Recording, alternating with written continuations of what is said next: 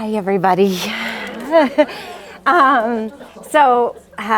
We do, if you're new here, we do this once a month with a different topic every month. And the group has grown and is just full of so much love. So today, I have a more conversational topic for us. So be thinking, because I will want you to share as we go here. So this word on the screen, anybody know German?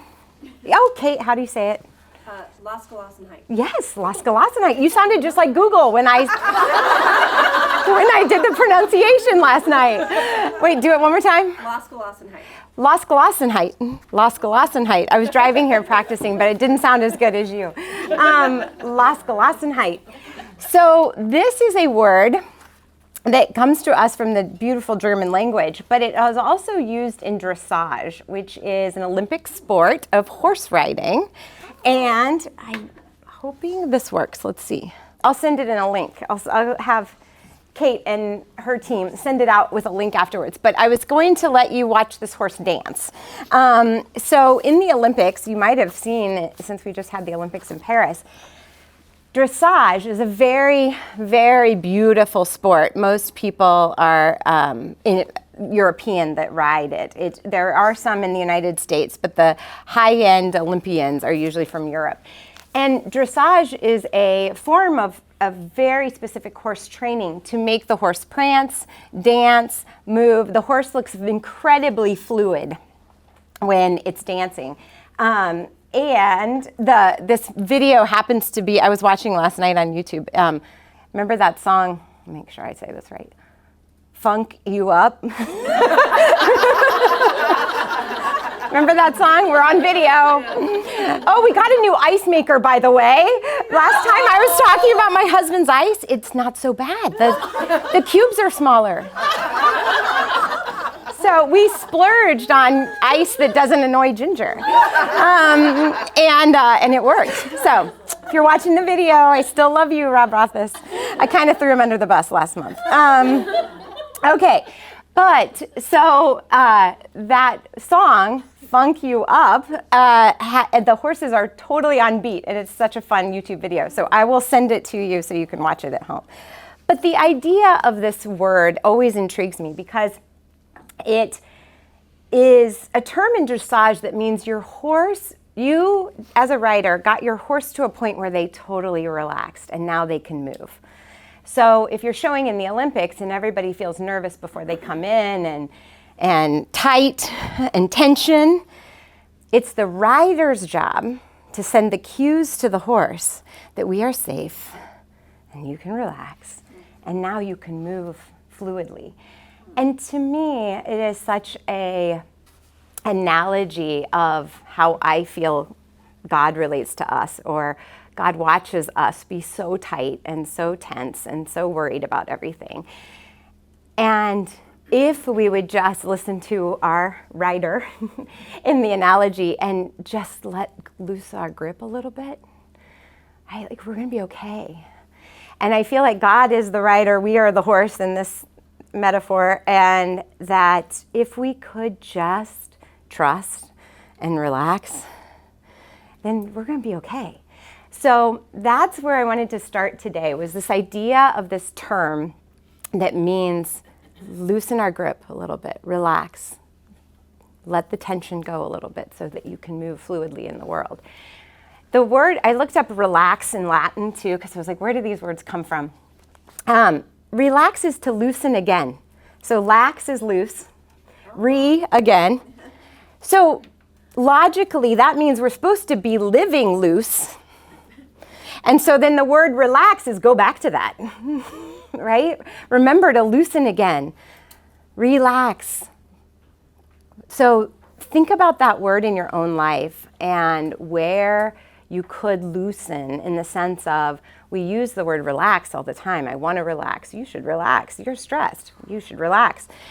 But if you think about it as loosen again, return to your fluidity, return to your looseness, return to that blissful state, then it just feels like it has a deeper meaning. So bring to mind the last time you felt that relaxation, that I'm going to be okay. Or, I don't have to be as tight, wound tight as I am. Are you getting an image in mind last time you relaxed? Can you share what the setting was? Where were you? What was happening around you? When was the last time you loosened again? Yeah, Marilyn. I take an aqua fitness class, and it's my pool noodle. Your pool noodle helps you relax. Relaxing with the noodle. Oh, because it's holding you up. You're counting on it, yeah. It'll hold you up. That's beautiful. When else have you thought about, or what's coming to mind as you think about the last time I relaxed, I loosened? Yeah, Nancy? Well, sitting on my screen-in porch, particularly with the weather right now, it's just so ideal to be out there and listen to the birds and watch the squirrels Yeah. and the rest of the world go by. Yeah, good. What else? Yes, Julie? This may not sound blissful, but mine is playing on the floor with my little grandkids that are 3 and 4 and 5 and 6. It takes me to a place that is so sweet and innocent, like it's just little kisses from heaven and taking me back in. That's bliss to me. That is bliss. Oh, and I love that you're capturing that moment of like, I'm in bliss. I'm going to enjoy them. Yeah. What else comes to mind? Yeah, Laura? Shavasana, after doing restorative yoga for the first time in 2 years and realizing how tight. I know. And when you're finally just with your palms Yeah. up, just like releasing it all. We're laying there, the ground is holding you. Yeah, the mat's got you, and you can release it all. Good. Yeah, Kate. Whitewater rafting in Colorado over the summer. Yeah. Just like, it was such a beautiful day, and the water was like cold but not freezing, and it felt so good when it splashed on us, and the sun made us warm, and it was just with my family, it was good. The sun, yeah. Loosen again. That, yeah. Good image. Yeah, Wendy. We were at the farmstead with our grandkids.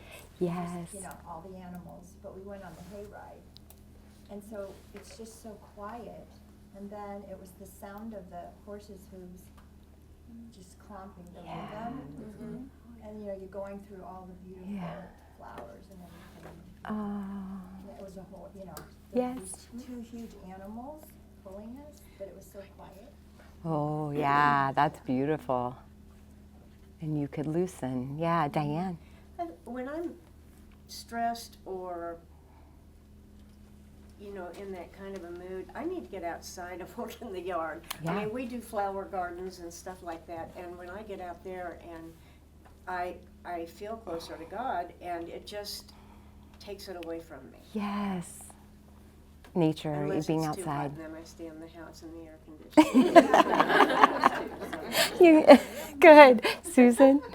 Yeah, so I flew to North Carolina on Friday. Yes. Oh, Yes. but into Raleigh, Durham, so I was going to Chapel Hill to be with my daughter-in-law and granddaughter while my son was traveling. And I really wanted to get there.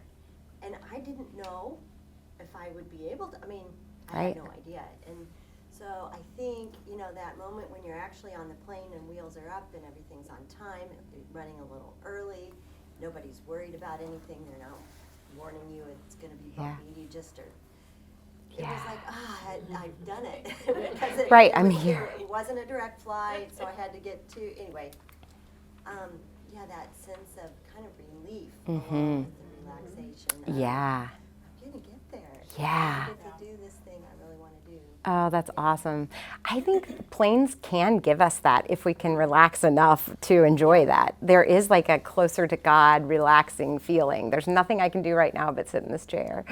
Yeah, that's Now, beautiful. Once wheels are up. Once wheels are up. We've had on plane, wheels not up yet. No, Yes. things have happened. Right. Once wheels are up, we're That's beautiful. Yeah, loosen again, because you were probably tense getting there. Yeah. And then loosen again. Good.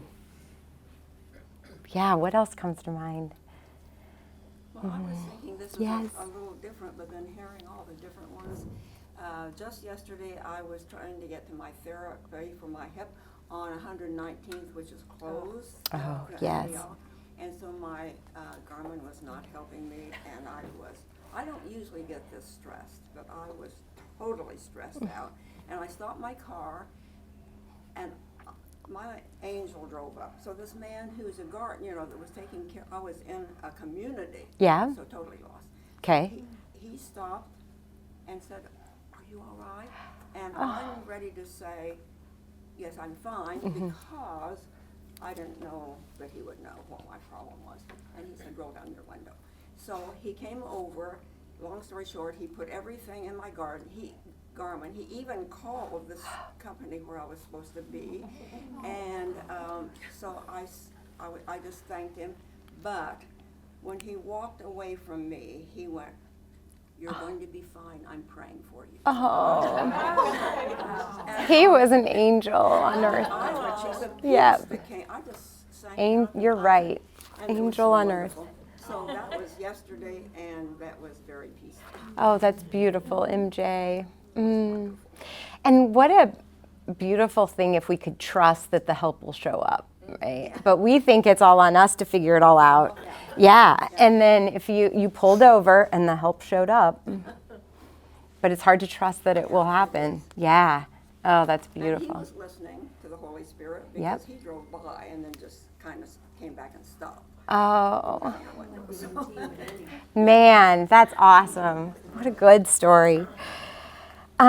Okay, to get us into this a little bit deeper and where we're going to head in the next part of the talk, I want to do just a little moment of silence, kind of I'm going to guide you in a meditation. But I want you to just think about loosening when I give you some prompts to think about. So close your eyes, take a deep breath. Yeah. And just imagine loosening your grip a little bit, or loosening the tension around your expectations of others. Just loosen a notch. Around striving for perfection. Just a notch looser. The pressure to keep everyone happy. Your fear of making a mistake.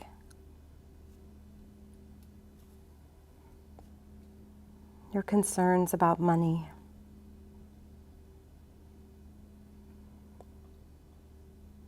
The way you criticize yourself.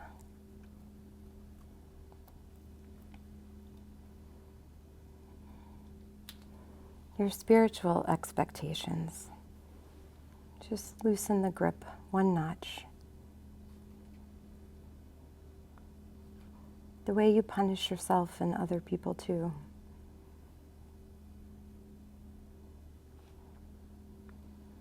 Your need to be recognized and thanked and appreciated. Just loosen one notch.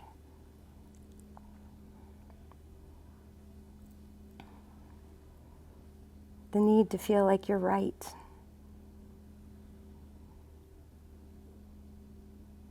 The need to belong. Just loosen one notch.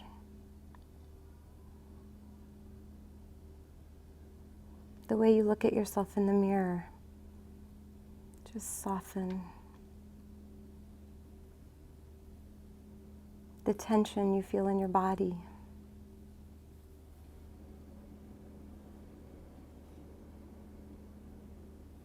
The things you're trying to fix and figure out.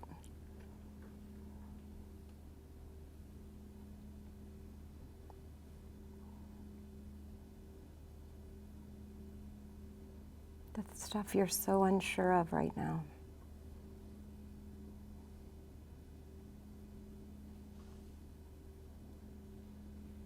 Yeah. Just loosen anything else that comes to your mind right now. Just loosen a notch. Let your shoulders drop down. Let your jaw relax. Let the tension go. So that you can move through the world with more fluidity, more flexibility, more freedom, and more love. And then take a deep breath, and we'll come back into the room.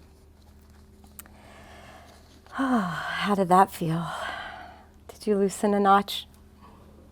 Yeah. Yeah, beautiful. So the reason this work is important is because in mental health, there's a spectrum.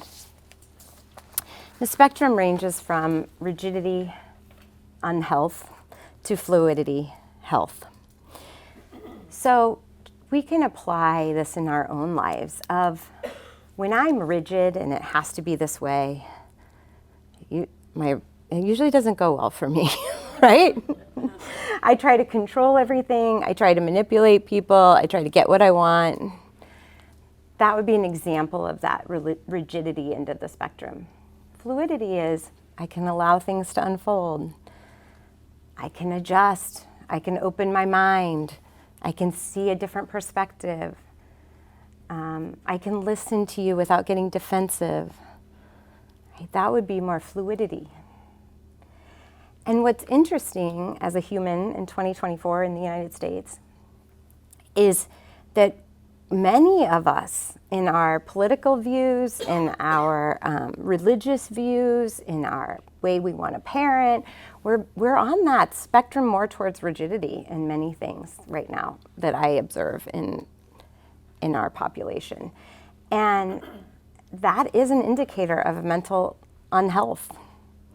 So things like, in the mental health world, things like OCD would be a very rigid, I can't open that door. Can't open that door. I can't back out my driveway. Things that scare you. OCD hijacks your ability to live in the world. Right? That's a very rigid mindset. Religious sectors, that's sin. That's wrong. You can't do that. Okay? And then we're going to shame you and tell you you're going to hell for doing that. That's rigidity. It's not mentally healthy. But if you can just remind yourself to keep your brain very fluid, that does not mean it's a slippery slope, free pass, that there are no rules. That is not what that means. It means, can I stay fluid in my brain? Or am I closing down, shutting down, digging my heels in? All these cliches we have for a reason. Those are all rigidity kind of cliches, and we do that. We do it, by noon today, I'll probably dig my heels in on something. So we do it all the time. It's part of being human. The work is for us to remember, yep, okay, I dug my heels in. I'm going to try to come back to fluidity there. The mental unhealth comes when we stay rigid, when we never introduce fluidity. It's wrong. I know it's wrong. Nope, it's wrong. And you're not willing to ever say, I used to think it was wrong, but now I know somebody, or now I was introduced to a different situation, or I'm going to rethink that a little bit because maybe I was wrong. That is what I think is so much of our work as human beings in 2024, is to come back to fluidity. What is that? What's coming up in your beautiful brains as I introduce this idea of rigidity and fluidity? Does fluidity seem scary? Does rigidity seem scary? I guess for me, I worry a little bit that fluidity is like without boundaries, and that's scary. Yeah, good comment, Diane. Yeah, I think that comes up a lot. Like, that's too loosey-goosey, right? Yeah. And I think that's really great to notice if your brain is going there, because remember, these are just human brains, and anything new feels a little threatening, and anything outside of my control, my guardrails, feels a little threatening. So my amygdala is starting to be like, I don't know what she's talking about up there. I'm not sure this is good. So just let your brain sit with it a little bit. Okay, maybe that doesn't mean no boundaries. Maybe fluidity is actually bringing back into, I'm going to start protecting myself because I was kind of rigid on making everyone else happy first. So maybe boundaries, fluidity doesn't mean no boundaries. Fluidity means, interesting. I've never protected myself and I'm in my 50s. It's about damn time, right? Maybe that's what's coming up in you, in some of us. Yeah. So rigidity and that people pleasing would be that I was rigid in thinking my job is to make everybody else happy. That might have been a rigidity that we're loosening a little bit. Ginger. Yes. I thought it was interesting in the debates Yes. last night that both men were able to say they had changed their mind. Oh, I did not watch. So you will have to tell me. I had a boundary. Yeah. Okay. Both said. In like the presidential debate. Okay. They were very, for the most part. Oh, interesting. Nice to each other. Wow. Respectful to each other. That's good to And hear. at times, they both said they have changed their mind on issues from what they said 2 years ago. 3 years ago, Fantastic. 4 years ago. So we're witnessing it. Interesting. They agreed with each other. Yeah. I can see how it is. I don't disagree with what he said. Yeah. The arc, it's happening. We're moving toward love. James was compassionate towards Waltz when he found out his son had a traumatic experience. It was like, civility's returned. Seriously. That gives me so much hope this morning. Wow. Yes. I'm kind of likening rigidity to maybe being judgmental. Yes, for sure. Say more about that, Joe. Well, I mean, I do that sometimes where I'm judgmental about something, which is Yep. kind of a rigid Yep. way of thinking, and trying to move toward being non-judgmental about it. Perfect application. But we were raised black or white. Yes. There was not much So you're reprogramming that. Trying to be gray. Right. Yeah. Gray is fluidity. I love it. Yeah. Black and white would be rigidity. Great application of this. And yes, you're reconditioning. Many of us are reprogramming our brains. We were conditioned to think one thing. I was talking to a woman last night whose family isn't agreeing with some of the way she's living her life. And I said, a belief is just a repeated thought. And you guys have probably heard me say that. But she was like, wait, a belief is just a repeated thought? And we just spent some time on that because she grew up with a very black and white family and she was programmed into that. And so the fact that a belief is just a repeated thought, if we all loosen our grip on our beliefs a little bit and think about, wait, a belief is just a repeated thought that I grew up hearing when I was a little vulnerable sponge. And the authority, the adults in my life told me that. I trusted them. But yeah, now, midlife, we're rethinking so many things, right? And we're all in midlife, by the way, in this room. I hope you didn't just go, she is. Right? Did anybody just do that? That's rigidity. That's rigidity. We are all in midlife here in this room. Eternal life, anyway. We could go off on that. But yeah, I think that's so good. Black and white versus gray. Great application of this. Judgment versus non-judgment. Awesome. Well, I was thinking about the fluidity means no boundaries. And it also, to me, like, it's scary because it could mean chaos. Yeah. And I don't want to be in chaos. Okay. So I push against that. Yeah. Exactly. Because I can't control the other. I mean, I can control me, but I can't, unfortunately, control other people. Right. Can you give an example, Kate? I learned from the best. We can do this all. I love this mother-daughter team. Can you give an example, Kate, where, what's coming to mind with chaos specifically? My daughter. Okay. Say more. I'm saying nothing. It's okay. She is like all the parts of me that I want to tame. Yeah. I see. Exactly.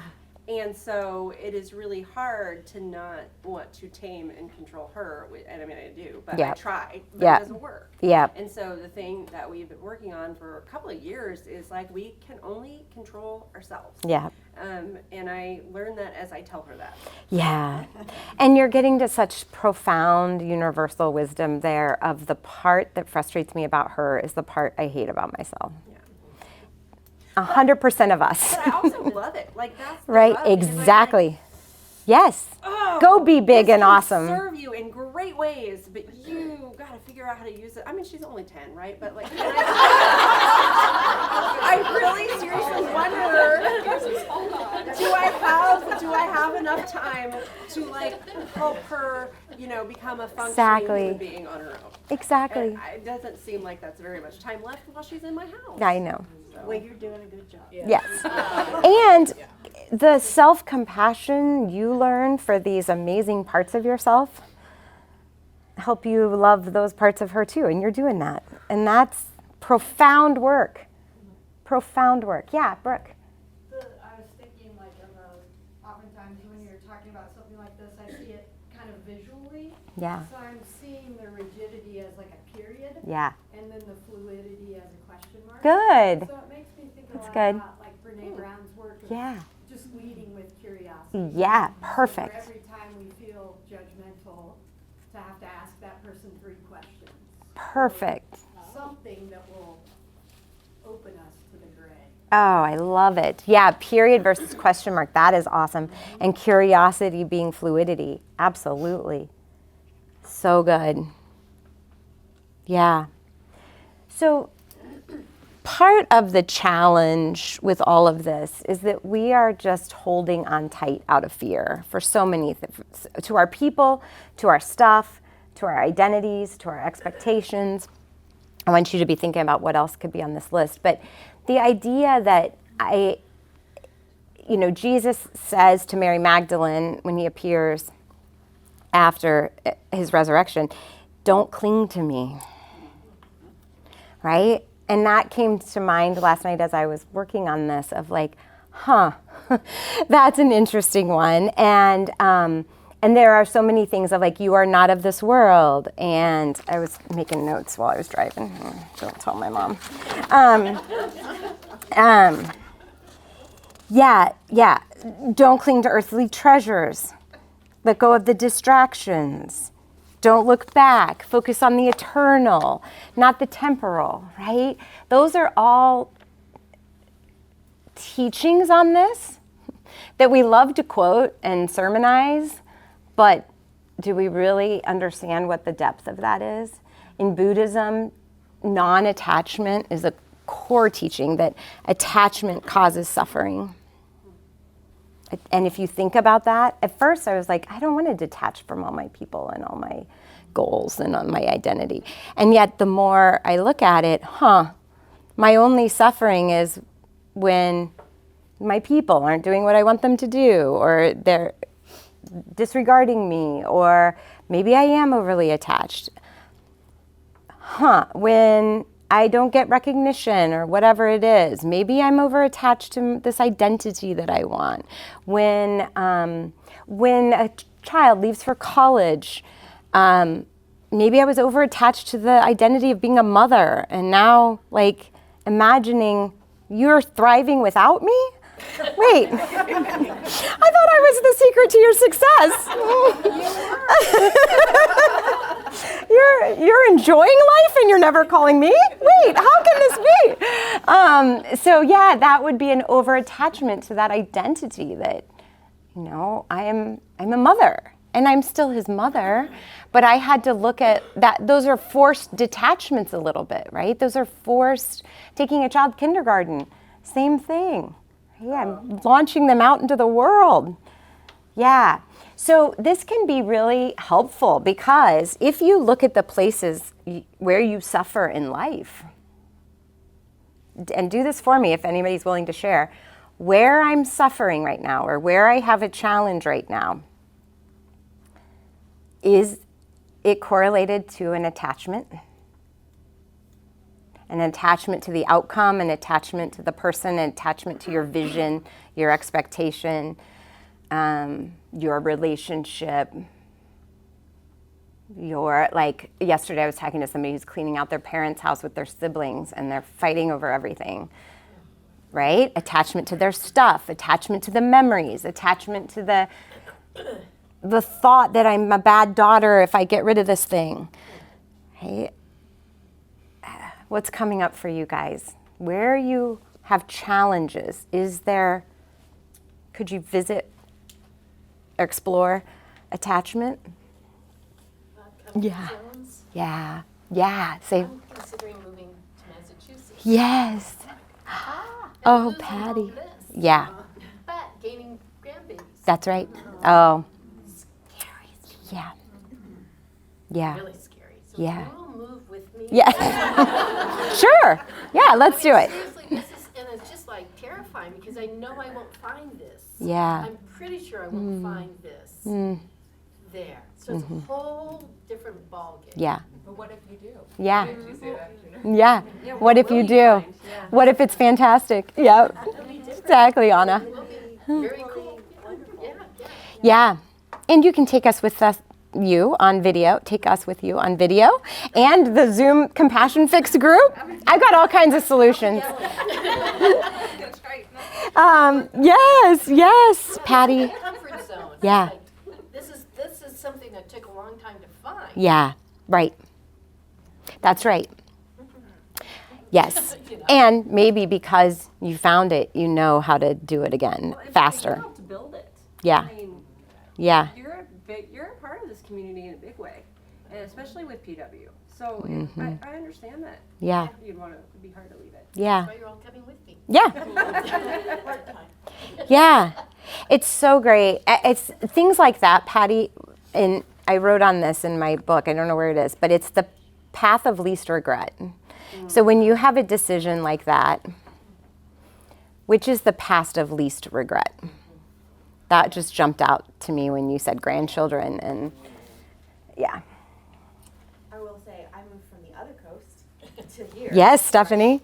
And I never thought that I would find this community in like Missouri/Kansas Yeah. coming from California. Yes. Granted, I was in a very conservative part of California, but so Yeah. I know it feels like you've invested in a community and you don't think you'll find something else. And I think that it certainly takes time, but just kind of yeah. And I really like the path of least regret. Yeah, good point. Stephanie moved here to be close to your niece, right? Yep. Was it worth it? Yeah. Yeah. And I moved here to be close to my mom. And you moved here to be close to your mom. Was it worth it? Yeah, beautiful, beautiful. I was thinking about the exercise where you had us thinking of letting go of things. Yeah. And some of them, there was a real peace in that. 'Kay. Like that, felt like that fluidity, but there were things that was easier. Mm-hmm. And then there are a few that are like, ooh. Exactly. Exactly. And I think, okay, I need to think about what is it about that? Yeah.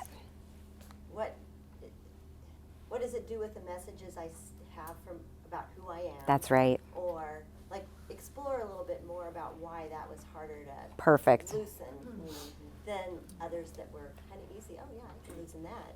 Perfect, Susan. Yeah. So looking at, I noticed you tensed up right there. Why was that? That's like that compassionate inquiry with yourself, right? It's just like, oh, that's interesting. That one was hard. Why is that? And then start digging under those layers. Yeah. Beautiful. That's the work. That is it. Because then you're free. If you do that little detective work, excavating, dig down into what's under there, then you can address that, right? But if I stay up here, I like that saying, I'm not mad about what I think I'm mad about, right? It's actually 4 layers down. So that helps me then get to the core of the issue of like, oh, that's why that felt so hard to let go of. Yeah, and it's usually fear. Almost all of our deep stuff is fear of something. Yeah, so just even asking ourselves, what are you afraid of? So let's Like, if I get rid of the stuff, what are you afraid of, Ginger? That I'll give away something that, you know, was important to somebody, or that I'll regret it, or we could have been gazillionaires on Antique Roadshow, you know, whatever it is, right? It's not going to happen. But that's the kind of stuff we put, especially with stuff, we put so much pressure on this hanging on to stuff. And might we be freer? I wrote yesterday, if you don't get my Tuesday email, let us know and I'll email it to you. But it was, we were at the airport. We were traveling Friday too, but we got rerouted. We were trying to get to Cincinnati. I was just watching all the burdens we carry, literal luggage and figurative luggage, as I was sitting for long delays. And it's so interesting because this lighten your load thing, and I'd already thought about this topic for you guys, but then it just kept getting like confirmed of like, there's another thing I'm attached to. And I'm attached to, I'm gonna need all this stuff on the one weekend. I'm gonna need, I might become this different person and work out, you know, so I'll take all my workout stuff. Right, like all this like attachment that I have. Suddenly, over Saturday, I might wake up with energy for the first time in my life. So then like identity, we talked about identity, people, expectations. Yeah, any other thoughts on this? What else do we get attached to? For me, with the parents thing. Yeah. It's the land. Yeah. I don't The care about land. any of this Okay. stuff. It's the land. Yeah. And what is it? Like, go a little deeper. What is it about the land? Yeah. It's in your soul, I can tell. Yeah. I mean, I worked the land. Yes. I lived on the land. Yeah. If you sell the land, it's no longer, you can't get income from it anymore. Yeah. Someone else's. Yeah. But I don't need any of the stuff. Yeah. But the land has such sentimental, soulful value to you, right? And land does. I mean, I think you're getting at something really big for Indigenous people. I think you're getting at something really big for all of humanity. You're hitting on one of those universal depth things right now. Yep. This is important for us to remember. Thank you for sharing that with us today. Because I think we can have some more compassion for people who lose their land or their land is taken away. The conflict in the Middle East. Yes, exactly. As land. Yes. Part of that is identity. Exactly. Very good, Laura. Oof. Conflict in the Middle East is a great example of this. Such an emotional attachment that we will kill each other. And there's so much pain on both sides. And so much pain on both sides. Historical, ancestral pain. That's right. And an attachment to winning at all costs. Who's the last man standing, right?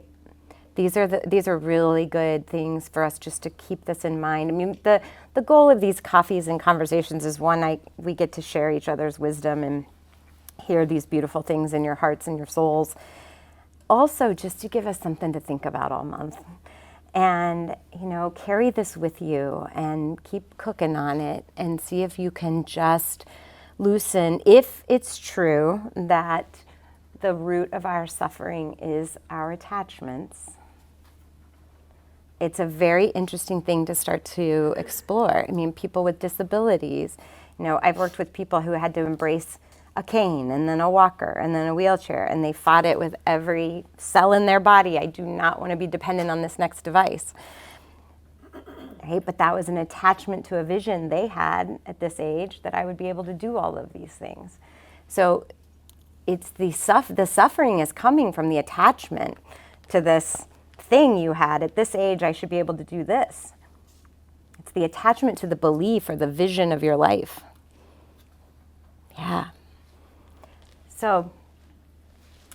Will you say that Yeah, again? yeah. I've never heard you say that. Did you just say that what's behind our suffering is an attachment to something? So, yeah, let's spend a little time on it. So, I am either attached to a belief that this is how it should be, or this is where I should be, or this is what I should be doing. I had a vision. I am so attached to that vision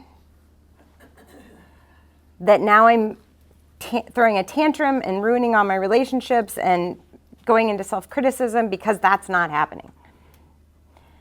If I could loosen my grip on that vision and say, oh, okay, well, that was a thought, but this is how life's unfolding, then I will suffer less.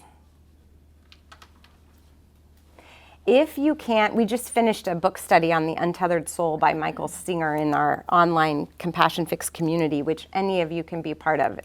We're working on attachments a little deeper this month. So if this is speaking to you, I have a home organizer coming in to talk about detaching from your stuff.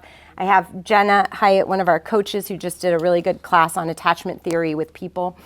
So that will be our next month in that online class. But yes, the idea that where I am, so that the exercise, the homework would be, look at the areas where you are suffering, where you are challenged, where you are struggling. And ask yourself, what am I attached to here?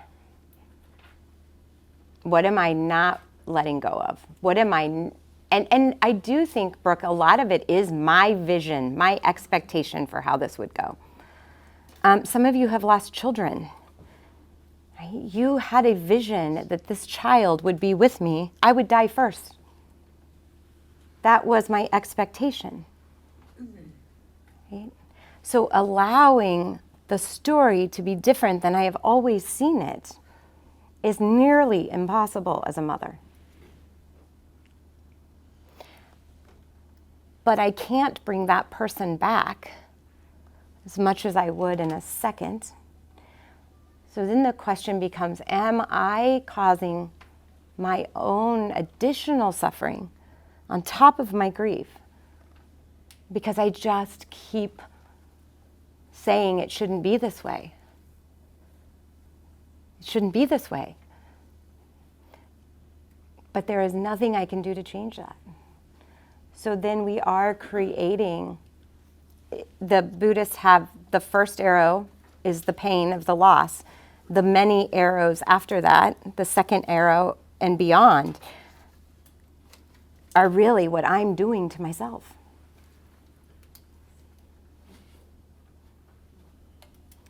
And the reason I think these kinds of talks, as hard as they are important to have, is because when I'm suffering, I am not my best self to the people I love. I am not my best self in the world. And if we want to be better, compassionate people in the world, this is the kind of work we have to do. Yeah. So is it better to simply loosen one's grip or I don't know, replace your attachment with like a healthier attachment to maybe a more realistic or reasonable or beneficial idea? Because you would still be attached, maybe really hard. Would that be a good thing, or would that be harmful if you're in that? No, I think that's a good thought, Laura. And I think you'll know, is this helpful or harmful? You'll know when you're recreating that new attachment. But I think revisioning what you're saying really holds up. Like, I'm going to attach to a new vision. I think that really holds up. Yeah. Yes. Yeah, fluidity.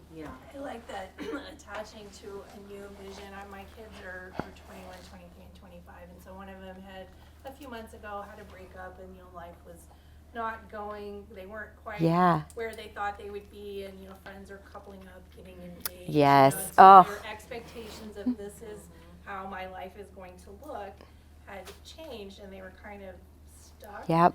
And so we were talking a lot about how to enjoy the moment where you're at and sort of not let go of that rigid, I'm going to be engaged by this age, yes, be married by this age, and then I'll have a baby, and just sort of like perfect. Let go of that and be like, this moment is good, even though it's not what it's re-envisioning where I am at, like, perfect. Oh, so well said, Michelle. Exactly. Yeah, Diane. That if you have someone in your family who perhaps has an addiction Yeah, or Yep. something like that, that's not who you thought they were going to be. That's right. And it's not something you can fix. And there's a loosening there that you have to have both for that person's sake and for your own. That's right. That's not easy work. Oh, so true. And you're exactly right, because otherwise we both sink, Yeah. right? If I keep trying to create the person I wanted you to be, I'm going to lose you, or you're not going to call me anymore. Or even, And then, I really want to fix you, yep, you know? Yep. Or, yeah. yep, letting go of the, yeah, Ginger, remember that definition of boundaries? The definition of boundaries that we Yeah. came across was the distance from which I can love you and me simultaneously. yep. I love that, Brooke. good. Yeah, I think it's Prentice Hall or Prentice Hill. Hemp Hill or it's something, yeah, so the boundaries are the distance from which I can love you and me simultaneously. I think you're right. Prentice Hemphill, does that sound right? Yeah. I think that's where we found that quote, and I love it, and it holds up. I always test these things, like, does that really hold up? And yeah, because, so I want to fix you is going to take us both down. I love you, I have to love me and let you have some space and make your own choices, would be a boundary under that definition. I would say too, so I've been with the same therapist for many, many years. I tell her she has great job security in me. But she would tell you that a lot of the grief work that she does Yep. is this living grief work Yep. of my life didn't turn out how I hoped it would. Exactly. So that's a lot of the grief work. Yep. And that's one of my favorite definitions of grief is this isn't how I imagined it would be. So I lost the person, I lost the job, I lost the pet, I lost the child, I thought we were all going to be here forever. And so we are grieving that this is not what I expected, which ties right into this kind of attachment piece. Yeah. So if your brain is saying, but if I let go, it's all going to go to hell. I know you guys pretty well now. It might all go to hell. It also might feel a lot like heaven. Yeah. And so I think that our fear keeps us attached. And the freedom from the loosening the grip, definitely, when I have tried to apply it in my own life, as hard as it is, it's more like heaven. Things actually didn't go to hell. Yeah. Yeah. Any response to that statement? This time went really fast today. Yeah, extra fast. I find that sometimes the in the letting go, I find out that it was the holding on that was the hell. Exactly, Kate. The holding on was the hell. 100%. That's right. I think too, it's so hard because all of my attachments are my identity, who I am. Yeah. Okay. And so who am I going to be without that? Yeah.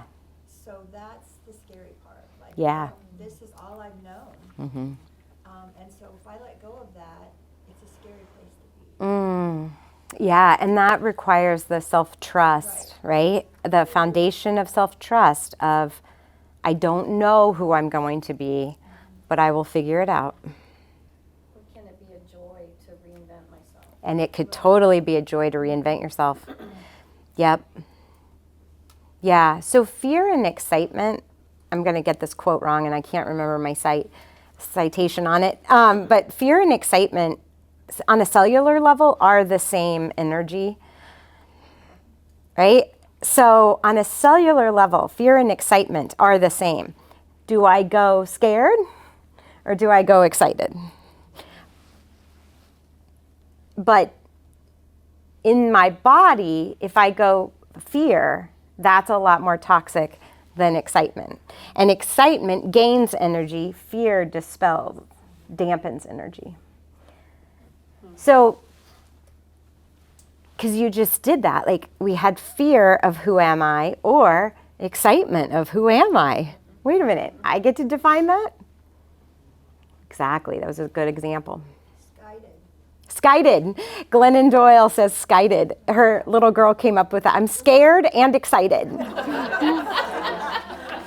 I'm skited. I think she was like 7 or so. Yeah, I'm skited. I love that word. So Ginger, so what's the difference between accepting and letting go? Yeah. Oh.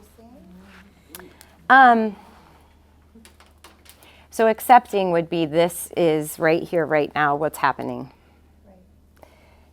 And letting go would be, I didn't want this to happen, but I have to allow what's happening right in front of me to be the reality that's happening. So the letting go to me would be that vision of I thought it would be different. Letting go of the vision. So acceptance to me is I'm not trying, I have to take what was just given to me, but I don't like it. And then the letting go would be the, am I going to fight it and remind myself every second of my life I don't like this? The suffering. Or am I going to say, this is here, okay.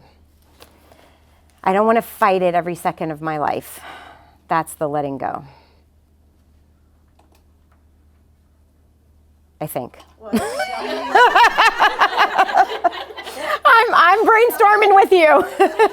Yeah, Lori. Well, as I think about this, I feel like it's the blessing of aging with my faith. That so many things that have happened in my life that I didn't think, it didn't turn out the way I thought they were going to. Yes. But because I've been blessed to live to this point. Yeah. And some things I've gone to the other side, and I can now look back and say, okay, there was a reason for that, and had I not been in this place, this wouldn't have happened, or I wouldn't have met these people, or experienced this, or wouldn't be able to help somebody else, or That's but right. you have to live long enough, I think, sometimes to get to that other side, and just like with That's you right. moving, like who knows, like it may be way better than anything you've experienced here. Or I used to hear people say, like something tragic, I wouldn't have changed it for the world. I know. And I was always perplexed by that, because some things it's really awful and you're like, what do you mean? But after experiencing something in my life like that, I have said the same thing. Wow. I wouldn't have changed it. And so, but it's hard when you can't see the other side, but that for me is where my faith comes in, that I really have to release and trust, because there's a bigger picture going on. That's right. Beautiful, Lori. Oh, such good wisdom. And I love your point about we don't have a frame of reference to know this might be good for me when we're younger, right? It's the first time it's happening. I can't trust that it might be good for me. But over time, we can see how that is true. It is contributing to my growth. It is helping me get closer to God. It is helping me be more compassionate. Yeah, exactly. It's so great to have that intergenerational with the grandparents, with the grandchild, because it seems so trivial when you look back, but at the time it's so big. Yeah. A grandparent, can say, yeah, it's going to be okay. Yeah. Here's my experience, That's right. And we can be that for a younger generation. That's why we need grandparents nearby. Patty. Pushing you out the door. I know. We're going to stay connected. That's the beauty of technology. We do not have to detach. Anything else before we go today? I'm very critical of letting people let this happen. Oh, well then let's not judge them and we won't judge you. Okay, because it's no big deal. A phone call is no big deal. Well, it was a big deal, but to me. No, okay. Not let that happen. Exactly. Okay, not to me. So loosen your grip on perfection of MJ a little bit. Okay. We can forget to turn our phone off. It's okay. You're human. Mine's on right now. Nobody's calling me. I got lucky. Because when yours went off, I was like, oh, I didn't turn mine off. Perfect example. Thank you all for coming. I'll see you next month, and we'll do it. Well, I'll keep it a little lighter next month, I promise. This one we went deep today. Okay. All right. Thank you guys. Thank you.